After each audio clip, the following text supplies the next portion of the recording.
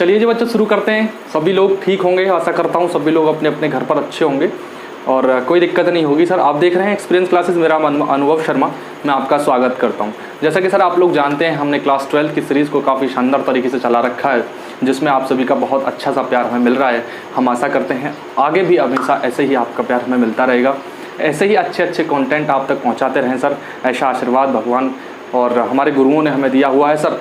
इसी उपलक्ष्य में हम लोग क्लास 10th वालों के लिए सर शुरू कर रहे हैं बहुत ही शानदार तरीके से। क्लास 10th वालों के लिए आज हम ट्रिग्नोमेट्री लेके आ रहे हैं। बहुत ही बढ़िया तरीके से ट्रिग्नोमेट्री की शुरुआत करने वाले हैं। जिन छात्रों ने 9th क्लास में भी कुछ नहीं पढ़ा, जिन्हें कुछ नहीं पढ़ा, ज़ीरो हैं, मैं ज़ीरो से भी नीचे लेके चलूँगा, माइनस में जो छात्र हैं उनके लिए भी ट्रिग्नोमेट्री बहुत हल्की हो जाएगी, बहुत यानी कि उठा सकते हैं। ठीक है, उठा तो सकते हो ना, तो बिल्कुल शानदार तरीके से ट्रिग्नोमेट्री मैथमेटिक्स आप उठा सकते हैं, निश्चिंत रहिए।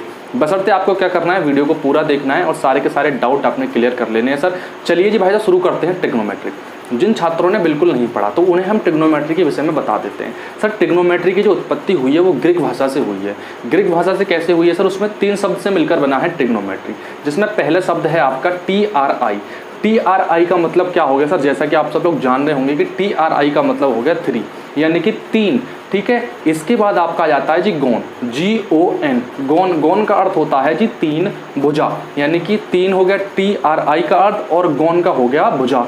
और भाई साहब यदि मैं बात करूं मेट्रोन, METRON, यानी कि मेट्रोन का अर्थ होता है भुजाओं की माप का। ठीक है, तो यदि हम बात करें कि 3 भुजाओं का माप, यदि हम 3 भुजाओं की माप के विषय में पढ़ते हैं तो उस क्षेत्र को हम क्या कहते हैं बेटा? उस मैथ्स के क्षेत्र को कहते हैं ट्रिग्नोमेट्री। ठीक है, तो ट्रिग्नोमेट्री के विषय में आपने जान लिया। ठीक है साहब, चलते हैं जी ट्रिग्नोमेट्री के अब सारे के सारे फॉर्मूलों की तरफ, जिन्हें आप प्रयोग करेंगे और जिनसे आपको अच्छे नंबर प्राप्त होने की संभावना रहेंगी सर। चलिए भाई साहब शुरू करते हैं। कुछ फॉर्मूलेज हैं जिनके लिए हम ट्रिक से आपको समझाने की कोशिश करेंगे। याद करने और रटने की कोई ज़रूरत नहीं है, याद आपको हो जाएंगे बाई ट्रिक, जैसे हम समझाने वाले हैं। ठीक है जी, चलिए बच्चों चलते हैं साहब पॉइंट वो की तरफ चलते हैं। बिल्कुल, चलिए भाई साहब देखिए इंपॉर्टेंट फैक्ट हैं कुछ जिन्हें आपको बिल्कुल जानना है। सबसे पहले तो आपको क्रम जानना है। ट्रिग्नोमेट्री का क्रम आप अच्छी तरीके से जान लीजिए।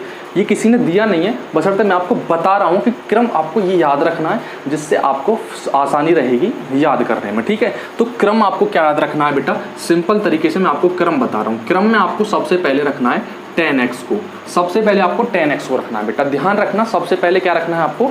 10x को रखना है, निश्चिंत। ठीक है बेटा, इसके बाद हम लोग करना है sin x को, इसके बाद अपन रखना है sin x को एंड इसके बाद रखना है cos x को। पूरी ट्रिग्नोमेट्री में आपको बस ये 3 चीज़ याद रखनी है। पूरी ट्रिग्नोमेट्री के क्वेश्चन न्यूमेरिकल जितने भी आपको सॉल्व नहीं हो रहे थे अभी तक, वो सारे होंगे, ये मेरा वादा है बेटा आपसे। ठीक है, ये क्रम आपको याद रखना है बस, और कुछ नहीं। बस ट्रिग्नोमेट्री ये है, 10 साइन और कॉस, खत्म ट्रिग्नोमेट्री बेटा। कैसे खत्म? ये देखिए, अब मैं आपको एक बात बताता हूँ, सिंपल आपको नोट्स याद रखने।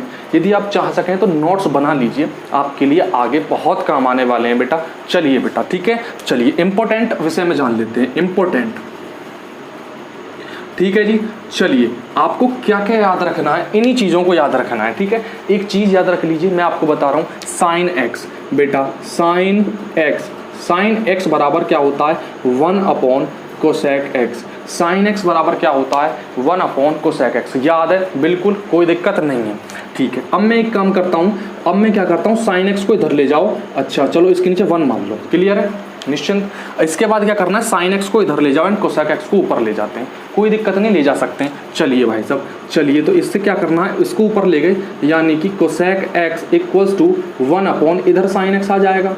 तो एक बात आपके सामने समझ में आई होगी कि यदि साइन एक्स इतने बराबर है, क्योंकि मैंने आपको बताया, अभी क्यों बता रहा हूँ, अभी आप क्या करिए, सिर्फ प्रॉब्लम समझिए। ठीक है, सॉल्यूशन, इसका मतलब कारण क्यों लिख रहे हैं ऐसा, ये आपको मैं बाद में बताऊंगा, बिकॉज प्रॉब्लम जानने में थोड़ी सी दिक्कत होगी, इसलिए अभी डिस्कस कर लेते हैं। सॉल्यूशन को जानना हमारे लिए उत्साहित रहेगा और जल्दबाजी में आप बहुत अच्छी तरीके से समझ लेंगे। इसलिए आपको क्या जानना, अभी सिर्फ प्रॉब्लम जानिए कि साइन एक्स को 1 कोसेक एक्स लिख सकते हैं। क्यों लिख सकते हैं ये बाद में बात करते हैं। ठीक है, अब अपन हमने कहा कि यदि चलो मान लिया कि ऐसे लिख सकते हैं, तो कोसेक एक्स को इधर ले गए तो साइन एक्स को भी ऐसे लिख सकते हैं बेटा। Sine x equals to 1 cosec x लिख सकते हैं, तो cosec x equals to 1 sine x भी लिख सकते हैं। बात समझ में आई तो बोलो हाँ। चलिए भाई साहब नेक्स्ट की तरफ चलते हैं। बिल्कुल ठीक है, चलो इसके बाद हमने क्या लिया जी, कॉस एक्स लीजिए, ये वाला। अभी हमने ये लिया था, अब ये ले लिया। cos x को कितना लिख सकते हैं बेटा, cos x को लिख सकते हैं 1/sec x। क्या लिख सकते हैं, 1/sec x। क्या बात हुई भाई साहब, मैंने कहा कि cos x को क्या लिख सकते हैं, 1/sec x लिख सकते हैं। बिल्कुल लिख सकते हैं सर, जब मैं कह रहा हूं तो मेरे पर यकीन कर लो बेटा, बिल्कुल यकीन कर लो, मैं कोई बिल्कुल आपको गलत नहीं बता रहा। cos x को लिख सकते हैं 1/sec x, निश्चिंत। ठीक है बेटा, इसके बाद अपन क्या करते हैं, sec x को उधर ले जाओ उसी की तरह, तो sec x को उधर ले गए, cos x को इधर लाई, तो sec x equals to 1/cos x।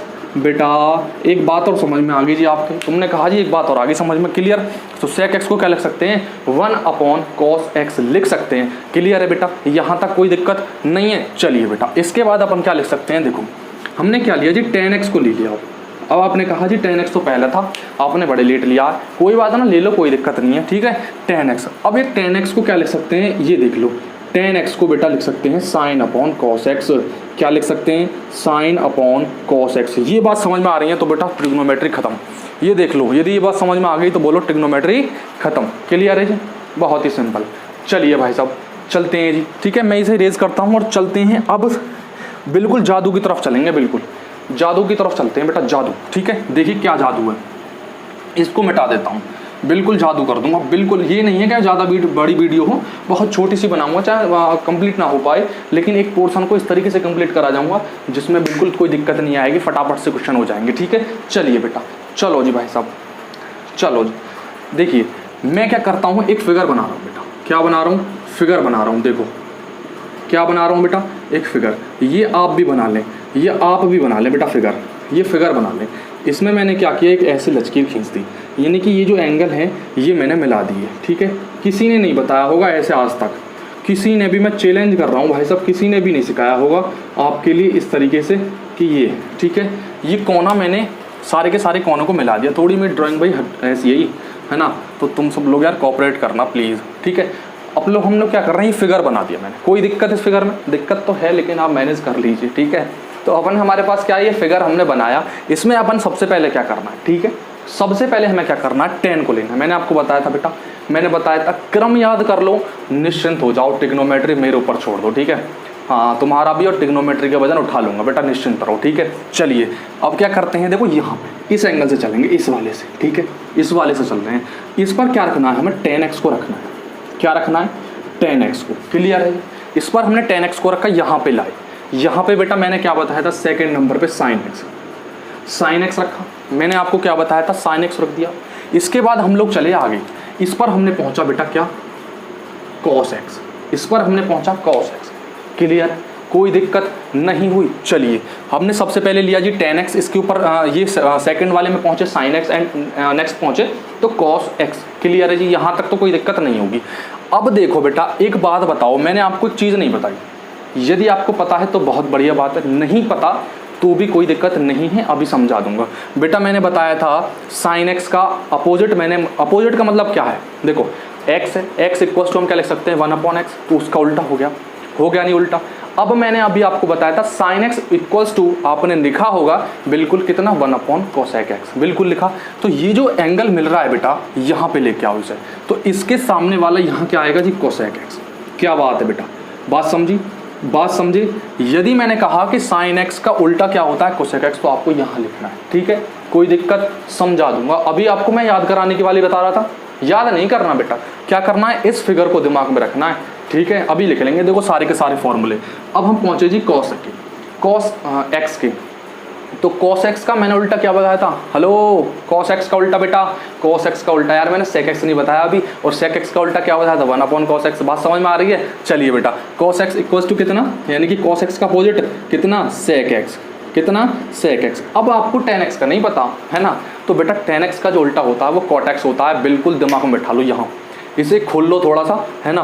तो बिल्कुल tan x का कितना होता है जी, cot x अपोजिट होता है, ठीक है। चलिए अब हमने क्या किया जी, cot x लिख लिया।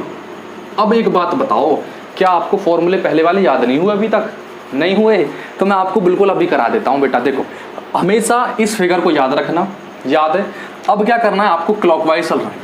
कैसे चलना है, क्लॉकवाइज, जैसे क्लॉकवाइज चलती, जैसे घड़ी चलती, मत चलो यार, तुम्हें क्रम तो याद है ही, ठीक है, इधर से चलो। तो बेटा tan x इक्वल्स टू कितना लिख सकते हैं हम, tan x इक्वल्स टू, हमेशा जब भी इसका उल्टा लिखोगे तो 1 इसके सामने वाली जो है आपके सामने, जैसे 10x के सामने आपको क्या दिख रहा है, cot x, 1 में cot x लिख दो, 1 में cot x लिख दो फटाफट। sin x का क्या लिख सकते हैं आप, 1 cosec x लिख सकते हैं, नहीं। और मैंने क्या बताया था, मैंने कोई नई बात बताई है जी भाई साहब, कोई नई बात तो बताई ना। हालांकि मैंने शुरुआत में बताया था आपको, लेकिन अब समझ में आ रहा होगा। निश्चिंत हो जाइए बेटा, sin x का कितना लिख सकते हैं, 1 cosec x। लेकिन आगे चले हम, cos x को क्या लिख सकते हैं, 1 sec x लिख सकते हैं, जो कि मैंने पहले लिखवाया है, ठीक है। अब तो आपको भाई साहब याद हो गया होगा, है cos x इक्वल्स टू कितना। अब आप कहोगे जी ये तो 3 ही निकले हैं, तो बेटा इनका निकाल लो। cot x को क्या लिख सकते हैं, 1/10 x। cosec x को क्या लिख सकते हैं, 1/sin x। sec x को क्या लिख सकते हैं, 1/cos x। यदि बात समझ में आ रही है तो बोलो बेटा हाँ, ठीक है। यदि बात समझ में आ रही है तो बोलो हाँ। यदि आपने कुछ भी नहीं पढ़ा, ट्रिग्नोमेट्री बहुत आसान कर दूंगा बेटा। सो please pause the video, note it down. चलते हैं जी नेक्स्ट पॉइंट की तरफ।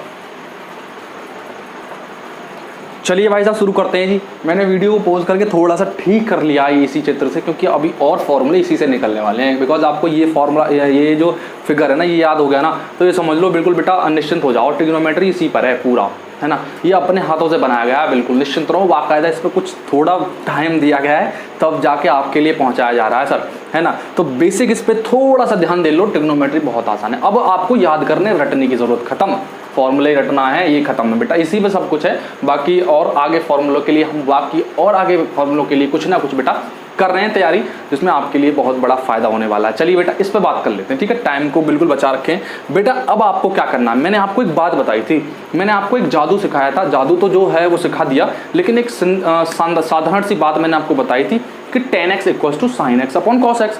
आपने कह दिया था, मैंने जबरदस्ती आपसे कहलवा दिया हाँ भाई कि sin upon cos equals to 10x। बिल्कुल आपने कह दिया। एक बात अभी ध्यान से देख लो, अभी देख लो ध्यान से, बाद में दिक्कत नहीं हो कि यदि मैं साइन लिख दूं और x ना लिखूं तो बेटा इसका कोई मतलब नहीं है, इसका कोई मतलब नहीं है। दिमाग में बैठा लो, मैथमेटिक्स में ये जो है sin x यानी कि एंगल में ज़रूर होना चाहिए, वरना साइन का कोई मतलब नहीं है, ठीक है। इस बात को ध्यान रखना। इसी तरीके से सारे के सारे वो फॉलो होते हैं, जैसे sign, cos, tan, cosec, sec। एक जो x है या कुछ एंगल हो, थीटा हो, ए हो, बी हो, कुछ ना कुछ होना चाहिए जिसमें वो आपको देगा। बेसिक अकेला यदि है तो उसका कोई भी फायदा नहीं है, या फिर क्वेश्चन के अकॉर्डिंग जो देखते हैं क्या होता है, ठीक है। बेसिक अभी आपको क्या याद रखना है कि यदि वो अकेले हैं तो उनका कोई फायदा नहीं है। बेसिक दिमाग खोल लो बेटा। चलिए जी ठीक है भाई साहब, अब बिल्कुल चलते हैं जी पॉइंट पे, पॉइंट टू व्यू बात करेंगे जी बेटा। देखो मैंने अभी आपको एक चीज़ बताई थी, क्या बताया था बेटा, इधर लिख लो, ठीक है। देखो मैंने आपको बताया जी 10x equals to sin x upon cos x। मैंने कहा था जी ये होता है, आपने कह दिया चलो तुम कह रहे हो तो ठीक है जी, मान लेते हैं यही है।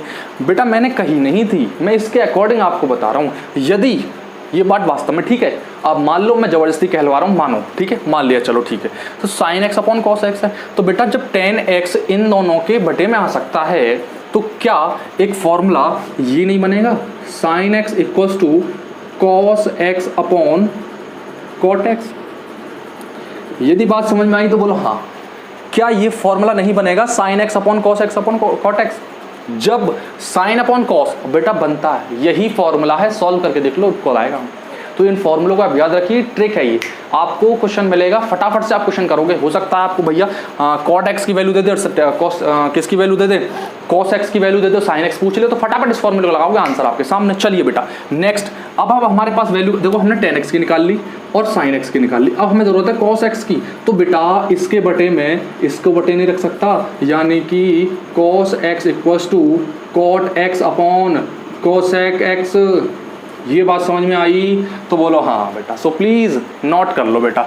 अब क्या करना है जी, कॉट की वैल्यू निकाल लो। चलो कॉट की निकाल लेते हैं जी, डर थोड़ी रहे बेटा। इसके बटे में इसे लिख सकता हूँ, यानी कि cosec x upon sec x. अब यदि मैं सेक एक्स की वैल्यू निकालूं तो सेक एक्स को क्या लिख सकता हूँ, 10x upon 10x upon sine x. ये बात समझ में आई तो बोलो हाँ। सो please pause the video, note it down. चलते हैं जी बेटा नेक्स्ट पॉइंट की तरफ। बात समझ में आ रही है तो बेटा उतार लो फटाफट से, ठीक। चलिए जी भाई साहब, अब क्या करते हैं, एक शानदार शुरुआत करते हैं एक नए पॉइंट की तरफ, ठीक है, जिसको बहुत ज़्यादा ज़रूरत पड़ेगी आपके न्यूमेरिकल सॉल्व करने के लिए, बहुत ज़्यादा ज़रूरत पड़ेगी, उसको करते हैं, ठीक है। ये भी ज़रूरत है, सब कुछ ट्रिग्नोमेट्री में सब कुछ ज़रूरत पड़ती है बेटा, सब इंपॉर्टेंट होता है, ये नहीं है कि ये चीज़ इंपॉर्टेंट है, ठीक है। अब चलते हैं, थोड़ी सी बात करते हैं, हो सकता है आपके थोड़ा सा समझ में ना आए, बल्कि समझने की कोशिश करना बेटा, ठीक है। चलिए, ज़्यादा बड़ी वीडियो नहीं रखेंगे, बहुत छोटे छोटे फॉर्मूले आप तक पहुँचाने के प्रयास कर रहे हैं बेटा। देखो, यदि मैं क्या लेता हूँ, साइन एक्स लेता हूँ बेटा, सबसे पहले जान लो, देखो ला, ये अच्छों ने पढ़ रखा होगा जी, ये तो सभी ने पढ़ रखा होगा, सभी ने पढ़ रखा होगा, सभी ने, ठीक है। ये है जी लाल बटे कक्का, LAL बटे KKA, ठीक है। L मीन्स है आपका लंब, L मीन्स क्या है आपका लंब, और A मीन्स है आपका आधार, और K4 है आपका कर्ण। इनमें एक इस तरीके से संबंध है बेटा, इस तरीके से संबंध है जिसे पाइथागोरस प्रमेय कहते हैं, ठीक है। क्या कहते हैं, पाइथागोरस प्रमेय। क्या है जी पाइथागोरस प्रमेय, देखो पाइथागोरस प्रमेय, पाइथागोरस प्रमेय है क्या चीज वो जान लेते हैं, ठीक है। तो हो सकता है इस आपने लिखा हो, मैंने जल्दबाजी में लिख दिया, आप ठीक लिख लेना किताब से। और पाइथागोरस प्रमेय होता क्या है, पाइथागोरस प्रमेय एक साइंस हुए वैज्ञानिक, सॉरी वैज्ञानिक मैथमेटिक्स हुए, मैथमेटिशियन, उन्होंने इस प्रमेय को दिया जी, क्या दिया वो जान लेते हैं बेटा, ठीक है। देखो, यदि हमारे पास कोई त्रिभुज है, यदि हमारे पास कोई त्रिभुज है बेटा, ठीक, कोई त्रिभुज है, मान लीजिए ये एंगल हमारा, मान क्या लें, है ये एंगल, ये 90 का ही है बेटा, क्लियर। हमने इसको मान लिया B एंड ये हो गया जी A एंड ये हो गया C, क्लियर। ये कहा उन्होंने कि यदि 90 अंश का सामने वाली जो भुजा होती है, पहली बात तो वो कर्ण होती है, ध्यान रखना हमेशा कि यदि एंगल आपका 90 अंश का हो, एक एंगल, तो उसके सामने वाली जो भुजा होगी हमेशा क्या होती है, कर्ण होती है। क्या होती है बेटा, कर्ण होती है। अभी हम सिर्फ इसकी बात करें 90 अंश वाले की, हो सकता है यहाँ पे एंगल हो तो इसके विषय में हम बात करेंगे नेक्स्ट, ठीक है। ये होती है जी कर्ण। अब उन्होंने एक बात और कह दी, क्या कह दी भाई साहब, उन्होंने ये बात कही कि यदि जो आपके धरती से मिला होगा, धरती से मिला मतलब आप इसी तरीके से तो क्षैतिज रेखा में, तो क्षैतिज रेखा में जो रेखा होगी वो आपकी आधार कहलाती है बेटा। क्या कहलाती है, आधार कहलाती है। हेलो, आवाज आ रही है बेटा, आधार कहलाती है बेटा। क्या कहलाती है, आधार, ठीक है। चलिए जी, आधार। लेकिन उन्होंने एक बात और कह दी कि भैया ये कौन सी रहेगी जो खड़ी है, तो बेटा जो खड़े हैं वो क्या हैं, अभिलंब हैं बेटा। क्या है, अभिलंब। जो रेखाएं खड़ी होती हैं सीधी किसी रेखा पर लंबवत होती हैं तो उसे हम क्या कहते हैं, अभिलंब, सॉरी लंब, उसे लंब कहते हैं जी।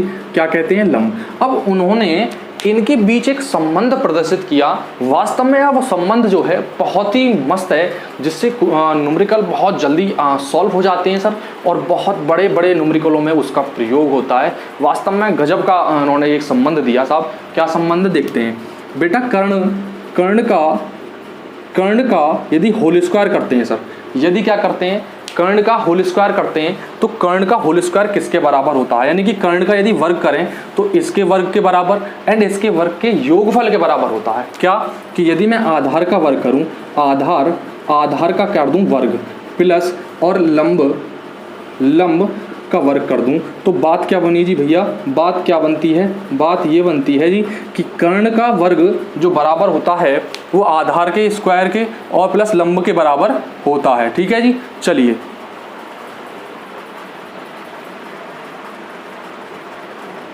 चलिए भैया, इसके बाद हमने क्या जाना जी, जो कर्ण है इसका, कर्ण का यदि वर्ग करते हैं, है ना, उन्होंने सीधा सीधा सिद्धांत दिया कि यदि कर्ण आपके पास पता चल रहा है तो कर्ण का वर्ग कर दो, और कर्ण का वर्ग हमेशा भाई साहब किसके बराबर होगा, आधार के वर्ग के प्लस लंब के वर्ग यदि जो आप करोगे उनका योगफल के बराबर आपको प्राप्त हो जाएगा। और यही जो प्रमेय है वो भाई साहब पाइथागोरस प्रमेय के नाम से जानी जाती है। बहुत इंपॉर्टेंट है, अक्सर क्वेश्चन इससे आते हैं। सो please pause the video, note it down. चलते हैं बेटा नेक्स्ट की तरफ, ठीक है। इससे पहले मैंने कुछ एक लाल बटे कक्का के विषय में कुछ बात करी थी, तो मैंने शांत लगा गया बेटा इस, क्योंकि ये जानना जरूरी था पाइथागोरस प्रमेय, ठीक है। इसके अब इसे जान लेते हैं। देखो अभी हमारे पास बिकॉज ये जानना जरूरी था पाइथागोरस प्रमेय, तभी इसके बाद आप अच्छी तरीके से जान सकते हैं। क्या देखो, यदि मैं आपको लेता हूँ ये जो फर्स्ट है, यानी कि ये फर्स्ट वाला एंड ये सेकंड वाला एंड थर्ड वाला, ये जो होता है ये होता है साइन एक्स का, ये जो होता है ये होता है कॉस एक्स का, ये जो होता है टेन एक्स का।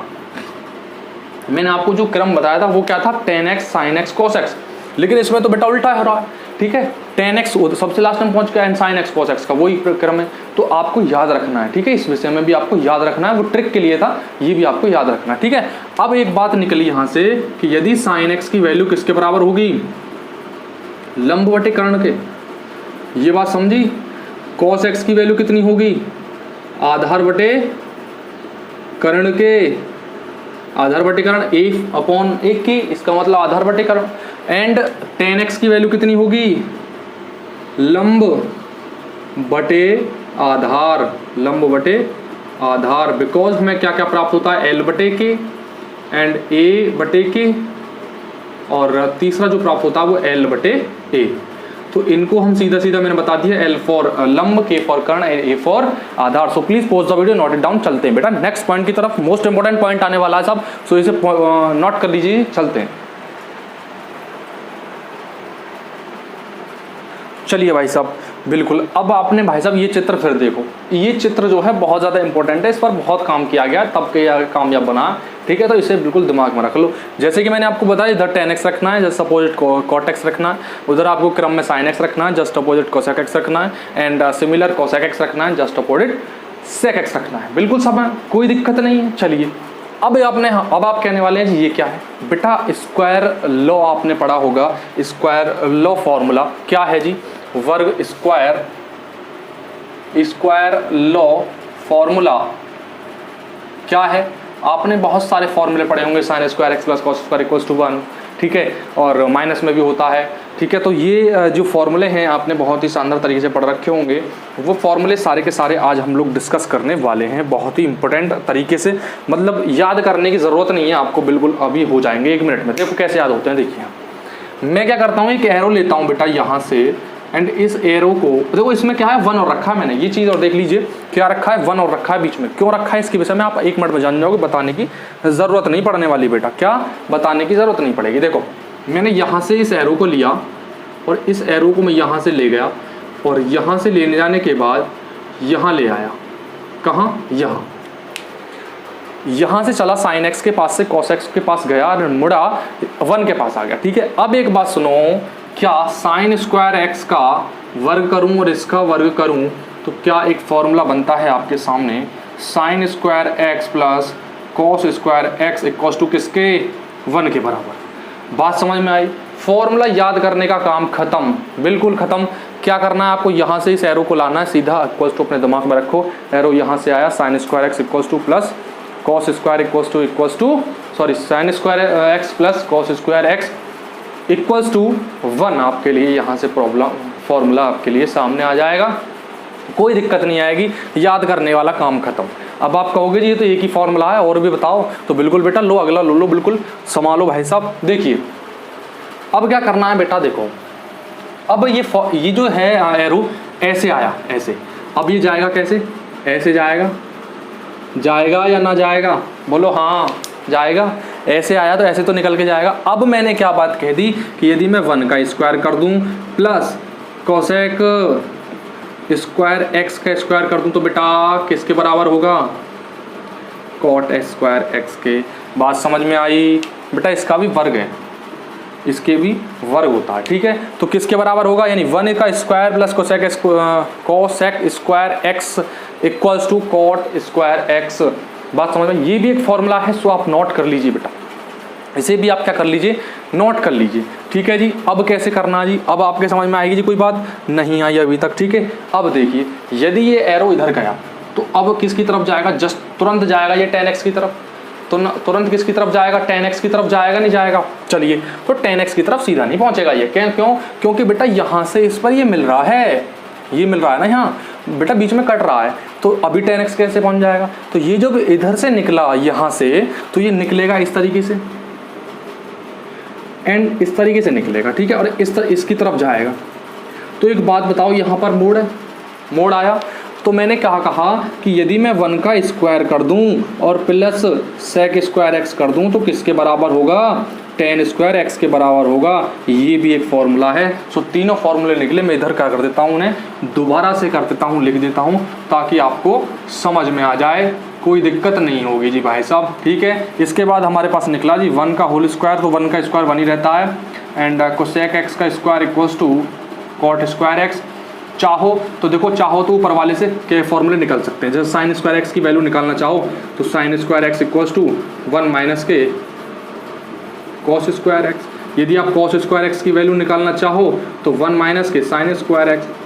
तो ये देखो कितने फॉर्मूले बन जाएंगे, एक फॉर्मूले से बहुत सारे फॉर्मूले बन जाते हैं। अब 3 फॉर्मूले बन गए इससे, अब इसी से 3 बन जाएंगे। देखो मेरे पास क्या था, 1 plus cosec square x equals to क्या था, कॉट स्क्वायर एक्स था। मैं इसको इधर ले जा रहा हूँ तो कॉट स्क्वायर एक्स, इसको इधर ले गए कोसेक एक्स स्क्वायर एक्स को, तो इक्वल्स टू किसके हुआ, 1 के हुआ। अब यहाँ से cosec square x, cot square x की तो वैल्यू है ही पहले से ही, कोसेक स्क्वायर एक्स की निकाल लो तो 1 माइनस के और कितना हो जाएगा, कॉट स्क्वायर एक्स प्लस के 1 हो जाएगा। माइनस के 1 इधर लाओगे तो उसे उधर ले जाओगे, प्लस का हो जाएगा। सिमिलर आपको ऐसे ही निकालना है जी, क्या 1 प्लस, ये भी एक फॉर्मूला है, 1 plus sec square x equals to ten square x. So दोनों की वैल्यू, तीनों की वैल्यू यहाँ से भी निकल जाएंगी, क्योंकि इसमें भी एक रिलेशन होता है। क्या रिलेशन होगा बेटा, टेन स्क्वायर एक्स माइनस के sec square x equals to 1 होता है। सो ये भी फॉर्मूले, याद करने की जरूरत नहीं रही, आपने फिगर देखा फटाफट से, आपने क्या किया, बिल्कुल तरीके से अपने दिमाग में। अभी तो आपको फिगर बनाना पड़ेगा, लेकिन जब आप करोगे तो 2-3 बार में आप क्या करोगे, फटाफट से अपना फिगर बनाओगे माइंड में और सिमिलर अपना क्या फॉर्मूला बना दोगे। सो बेटा यदि आपको अच्छे लग रहे हैं तो वीडियो पोज करके क्या कर लीजिए, नोट कर लीजिए बेटा, ये बहुत ज़्यादा इंपॉर्टेंट है, ये कोई नहीं बताएगा आपके लिए पूरी यूट्यूब पे, है ना। तो चलिए बेटा चलते हैं जी नेक्स्ट की तरफ कुछ, तो फटाफट से आप कर लीजिए इसमें, ठीक है। देखते हैं कुछ और इंपॉर्टेंट पॉइंट। चलिए भाई साहब चलते हैं जी। अब कुछ मैंने आपको बताया था लाल बटे कक्का, लाल बटे कक्का, इसमें मैंने आपको बताया था, ठीक है। मैंने साइन का बताया था, कॉस का बताया था और टेन का बताया था। अब आप कहोगे जी बाकी कहाँ हैं, तो बेटा जब साइन को हम क्या लिख सकते हैं, साइन एक्स को 1 अपॉन कोसेक एक्स लिख सकते हैं। तो जब हमारे पास साइन एक्स की वैल्यू हमारे पास निकल जाएगी लंब बटे कर्ण, तो बेटा यदि हम क्या करते हैं, कोसेक एक्स को इधर ले आओ, है ना, तो 1 अपॉन साइन एक्स लिख सकते हैं। तो अब आप एक बात बताइए, जब हम इसकी वैल्यू यहाँ रखेंगे, ठीक है, साइन एक्स की वैल्यू कितनी हमारे पास, लंब बटे कर्ण, तो मैं क्या करता हूँ जी 1 अपॉन एल बटे के लिख देता हूँ, के ऊपर पहुँच जाएगा। तो एक बात बताओ जी, कोसेक एक्स की वैल्यू कितनी, के अपॉन एल, के अपॉन एल हो जाएगी नहीं हो जाएगी। तो अब तो आप निकाल सकते हैं, सारे के सारे फॉर्मूले मैंने आपको बता दिए, ठीक है। तो इसी तरीके से बेटा जो 3 आपके बचे हुए हैं, क्या क्या बचा हुआ है, कॉस देखो मैंने साइन का बताया था आपके लिए, कॉस का बताया था एंड टेन का बताया था, ठीक है। इसके बाद आपके पास बचे सेक का बचता है, कोसेक एक्स का बचता है एंड कॉट एक्स का बचता है। सीधे सीधे इन्वर्स वाले फॉर्मूले, अपोजिट वाले फॉर्मूले जो मैंने बताया था, सीधा दिमाग में लाओ, फटाक से बनाओ फिगर और फटाक से आपने बिल्कुल सामने हो जाएगा सब कुछ, ठीक है। या फिर आप चाहते हैं डायरेक्ट तो डायरेक्ट भी निकाल सकते हैं। देखो यदि मैं आपको, हाँ चलो डायरेक्ट बता देता हूँ, ठीक है, परेशान ना हो बिल्कुल भी, आपकी परेशानी मुझे अच्छी नहीं लगेगी। देखो परेशानी बिल्कुल मत करो। देखो लाल और ये कक्का, ठीक है। चलो निकालने के लिए इसलिए कह रहा था कि प्रैक्टिस होती, फॉर्मूले याद हो जाते। ये हो गया साइन एक्स का, ये हो गया कॉस एक्स का, ये हो गया टेन एक्स का, ये होता है कॉट एक्स का, और कॉस का उल्टा क्या होता है, सेक एक्स, और ये होता है कोसेक एक्स का। यदि आप कोसेक एक्स लिखोगे तो कर्ण बटे लंब हो जाएगा, ठीक। सेक एक्स इक्वल टू कितना होगा, कर्ण बटे आधार हो जाएगा। कॉट एक्स कितना हो जाएगा, आधार बटे लंब हो जाएगा, और टेन एक्स का लंब बटे आधार हो जाएगा, कॉस एक्स का आधार बटे कर्ण हो जाएगा, साइन एक्स का लंब बटे कर्ण हो जाएगा। अब तो याद हो जाएंगे, अब तो फॉर्मूले लगाने की भी ज़रूरत नहीं पड़ी। फॉर्मूले की इसलिए कह रहा था कि फॉर्मूले आपको याद हो जाते, क्योंकि आप क्वेश्चन में बार बार लगाते तो फॉर्मूले याद हो जाते हैं। और मैं तो यही कहूँगा कि क्वेश्चनों में बार बार फॉर्मूले लगाए जाने चाहिए, ताकि आपको फॉर्मूले याद हो जाएं, बिल्कुल दिमाग में बैठ जाएं, ठीक है जी। चलिए तो अब मैं आपको एक छोटी सी बात और बता देता हूँ बिल्कुल, और फिर भैया यहीं से आपसे विदा लेते हैं साहब, मिलेंगे नेक्स्ट वीडियो में। क्या, देखिए यदि मेरे पास एक तरबूज है, यदि मेरे पास एक तरबूज है, मान लीजिए मेरे पास तरबूज है, अभी मैंने एंगल की बात की थी 90 डिग्री, मान लीजिए ए है, ये बी है एंड सी है, ये बात समझ में आई, ठीक है। मैंने आपसे बताई थी कि यदि कोई हमारे पास एंगल 90 डिग्री होता है तो उसके सामने वाली भुजा क्या होती है, कर्ण होती है। आपने कह दिया था जी, बिल्कुल सही कह रहे हो साहब, यही होती है। चलिए भाई साहब मैंने भी आपकी बात को मान लिया। अब आप एक बात बताओ कि यदि मान लो यहाँ पे नहीं है एंगल और इन दोनों में है, तो क्या करोगे। सबसे पहली बात तो तीनों भुजाओं का जो तीनों एंगलों का योगफल होता है इनका, वो होता है 180। मान लीजिए एंगल ए, एंगल बी और plus angle C equal to 180, यानी तीनों कोणों का योगफल जो होता है 180 होता है। ये तो आपको बिल्कुल याद रख लो, नहीं पता था तो ये भी नोट कर लो, ठीक है। अब एक का तो आपको क्या मिला हुआ 90, बिकॉज बी तो 90 है ही, तो angle A plus angle C, C की वैल्यू कितनी हो गई 180 माइनस के 90, तो angle A plus angle C equals to 180 में से 90 गए तो कितने बचे 90 ही तो बचे, तो बेटा 90। अब क्या करना है 90 को आधे आधे हिस्सों में बांट लो। अब पता ना कौन सा ज़्यादा है कौन सा कम है, तो भैया ये दो और एंगल ए और बी की सी की जो वैल्यू है प्लस में वो इतनी आ रही है, ठीक है। ये तो मैंने आपको बात एक्स्ट्रा बता दी, ठीक है। अब आ जाते हैं पॉइंट की तरफ, ठीक है भैया। यदि हमारे पास एंगल मान लीजिए यहाँ है, एंगल हमारे पास यहाँ है, कोई एंगल दे रखा है थीटा मान लीजिए, ठीक है। तो बेटा एक बात ध्यान रखना कि इसके सामने वाली बेटा क्या है, इसके सामने वाली ये, इसके सामने वाली कहीं भी हो, मान लीजिए यहाँ पे एंगल होता तो इसके सामने वाली ये, इसके सामने वाली जहाँ पे एंगल है 90 अंश को छोड़ दो। मेरी बात समझ में आ रही है, बात समझ में आ रही है। 90 अंश को छोड़ करने वाला वो एंगल जो 90 अंश नहीं हो, यानी कि 90 अंश का नहीं, राइट एंगल नहीं होना चाहिए, कोई भी एंगल हो इन दोनों एंगलों में होना चाहिए, या फिर यहाँ पे हो सकता है 90 यहाँ पे हो, बशर्ते 90 एंगल को छोड़ के कोई भी एंगल हो और वहाँ से आपको पूछे तो आपको भैया क्या बताना है कि उस एंगल के सामने वाली भुजा जो होती है वो क्या होती है बेटा, लंब होती है। क्या होती है, लंब। रट लो इस दिमाग को, सॉरी दिमाग मैंने इस बात को दिमाग में रख लो बिल्कुल अच्छी तरीके से, क्या कि जो थीटा के सामने वाली जो भुजा होती है वो क्या होती है बेटा, लंब होती है। बात समझ में आ रही है, क्या होती है बेटा, लंब होती है। एक बात और समझ लो, क्या जो क्षैतिज में होगी वो आधार रहेगी बेटा, क्या रहेगी जी, आधार रहती है। क्या समझ में आ रहे हो, आधार रहती है। और भैया ये तो आपको पता ही है, बची हुई क्या रहेगी, कर्ण ही रहेगी, बची हुई क्या रहेगी, कर्ण ही रहेगी। और एंगल यदि सामने हो, देखो इसके सामने वाली भुजा क्या होगी, लंब होगी, हमेशा ध्यान रखना। एंगल थीटा के सामने वाली भुजा क्या होती है, लंब होती है, और 90 अंश के सामने वाली जो भुजा होती है वो कर्ण होती है, इस बात को ध्यान रखना। सो यदि हम 90 एंगल के अकॉर्डिंग देखते हैं तब भी कर्ण बैठ रहा है, और यदि हम इसके अकॉर्डिंग देखते हैं तब भी ये लंब बैठ रहा है। तो बात को समझ लो कि यदि वह एंगल जो 90 अंश का नहीं है उसके सामने वाली भुजा को हम क्या कहते हैं, लंब कहते हैं। और यदि हमारे पास कोई एंगल 90 अंश का है तो उसके सामने वाली भुजा को हम क्या कहेंगे, कर्ण कहते हैं। और जो क्षैतिज में होती है उसे तो आधार कहेंगे ही कहेंगे। सो भाई साहब बिल्कुल यदि बात आपके समझ में आ रही है तो आशा करता हूँ भाई साहब सभी आपके समझ में आई होगी। आशा और इससे अच्छी और भी ज़्यादा आशा करता हूँ कि यदि आपको वीडियो अच्छी लगी हुई तो बिल्कुल बेटा लाइक कर दीजिए और अपने दोस्तों के साथ बिल्कुल इसे शेयर करिए और मेरे चैनल को कर लीजिए सब्सक्राइब। और यदि अच्छी रेस्पॉन्स आप रखते हैं, बहुत शानदार तरीके से मैं ट्रिग्नोमेट्री ख़त्म करा दूँगा, बहुत ही कम समय में कराने वाला हूँ ट्रिग्नोमेट्री। बहुत अच्छा रेस्पॉन्स आप रखने वाले हैं और क्लास 12 की सीरीज़ में बिल्कुल कंटिन्यू रखूँगा। इसमें मैंने 10th क्लास की सीरीज़ में आज एक वीडियो रखी है। निश्चिंत हो जाइए बेटा, मैं रेगुलर ज़्यादातर एक दिन में 2 दिन में वीडियो आपको प्रोवाइड कराता रहूँगा। आशा करता हूँ आपको सभी समझ में आया हो। अब मैं चलता हूँ जी, नेक्स्ट वीडियो मिलने अच्छी तरीके से मिलेंगे सर। चलिए सब विदा लेता हूँ, नमस्ते सर, थैंक यू। मोस्टली सभी स्टूडेंट के लिए मोस्टली थैंक यू सर।